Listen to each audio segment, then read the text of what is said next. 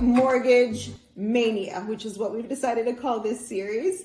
I'm here again with Kyle May with Movement Mortgage, and today we're going to be talking about just some common questions that we get from buyers. So I wanted to go over some of the questions that we hear a lot from first-time home buyers in particular who haven't been a part of this process and just obviously want to get well informed before they make this big step. Yep. So the number one question that we hear all the time is, what does my credit score need to be?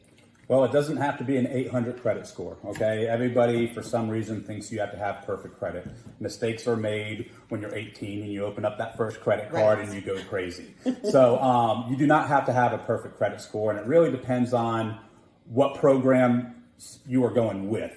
So, for example, some programs you could go as low as a 580 credit score. Okay. Now, one 580 might not be the same as somebody else's 580. It's just going to be a case-by-case basis. But to start off with, what credit score do I need? Technically a 580 to start being able to be qualified. And that's nowhere near what most people think. Most people, when I talk to them, they really feel like they need to have a 700 credit score, and they're shocked when I'm like, no, we can do it with much less. So that's really positive and reassuring. Exactly. I didn't mean to cut you. Yeah, no, you're good.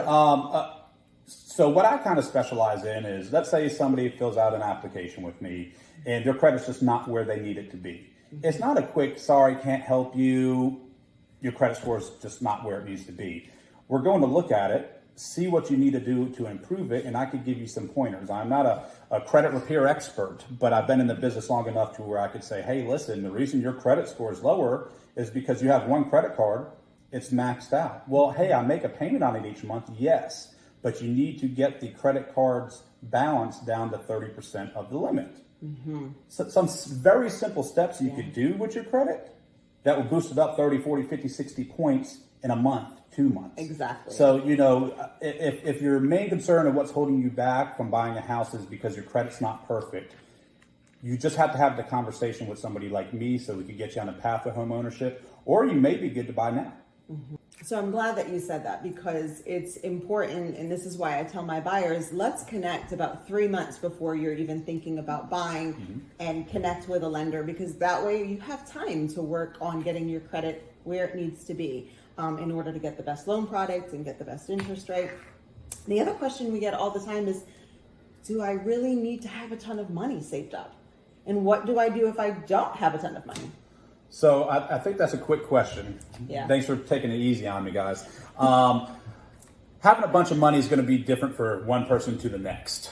I think the easiest way for me to answer this is no, you don't need $10,000, $100,000, $1 million sitting in the bank account. There's a lot of ways and a lot of programs that could help people if they do not have a lot of money saved up right now. So it just is going to be a case-by-case basis of where do you live, what type of loan program. Some loan programs, you don't need a down payment. Some loan programs, there's down payment assistance. So it's going to be tough to answer that question directly, but I think the point I'm trying to make is that it doesn't matter if you have $1 in your account or $1 million. If you don't have enough saved up right now, we'll get you on that plan to get there. Or maybe you qualify for a specific program that you don't need much money right now. Also, to touch base, again, there's down payment assistance programs. Gift funds. And everybody always says, my mom or dad won't help me, but then Uncle Joe comes out of nowhere. We love Uncle Joe. Uncle Joe's the best.